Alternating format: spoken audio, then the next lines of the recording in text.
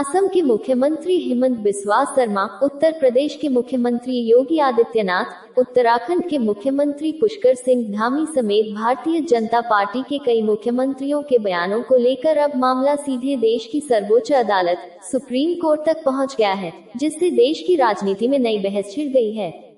Supreme court में दाखिल की गई इस याचिका में मांग की गई है कि इन मुख्यमंत्रियों द्वारा सार्वजनिक मंचों से दिए गए मियां मुस्लिम जैसे कथित विवादित और समुदाय विशेष को निशाना बनाने वाले बयानों पर तत्काल रोक लगाई जाए।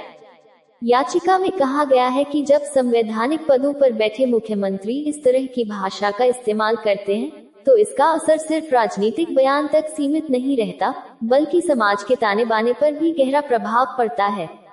याचिकाकर्ता का आरोप है कि ऐसे बयान संविधान की धर्मनिरपेक्ष भावना के खिलाफ हैं और देश में रहने वाले नागरिकों के बीच नफरत, भेदभाव और असुरक्षा की भावना को बढ़ावा देते हैं। याचिका में ये भी कहा गया है कि भारत का संविधान सभी नागरिकों को समानता, सम्मान और गरिमा के साथ जीने का अधिकार देता है, लेकिन इस तरह की बयानबाजी उन मूल अधिकारों को कमजोर करती है।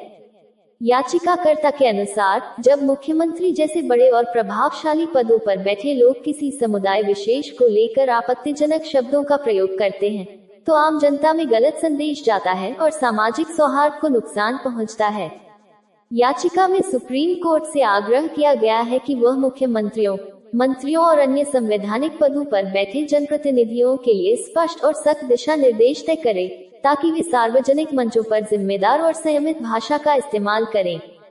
इसके साथ साथ यह भी मांग की गई है कि अगर भविष्य में कोई मुख्यमंत्री या मंत्री इस तरह का भड़काऊ या अपमानजनक बयान देता है, तो उसके खिलाफ तय प्रक्रिया के तहत सख्त कार्रवाई सुनिश्चित की जाए।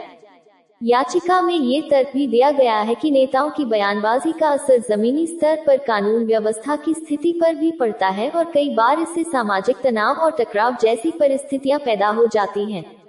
याचिकाकर्ता ने ये सवाल भी उठाया है कि अगर आम नागरिकों पर नफरत फैलाने वाले बयानों को लेकर कानून लागू हो सकता है, तो फिर सत्ता में बैठे लोगों को इससे अलग क्यों रखा जाए।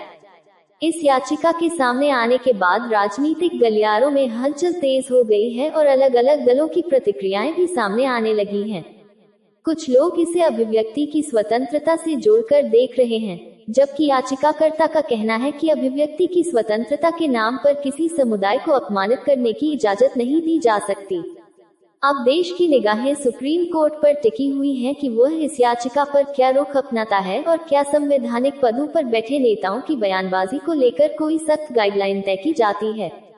यह मामला सिर्फ कानूनी नहीं, बल्कि सामाजिक और राजनीतिक दृष्टि से भी बेहद अहम माना जा रहा है, क्योंकि इसका असर भविष्य में नेताओं की भाषा और सार्वजनिक बयान देने के तरीके पर पड़ सकता है।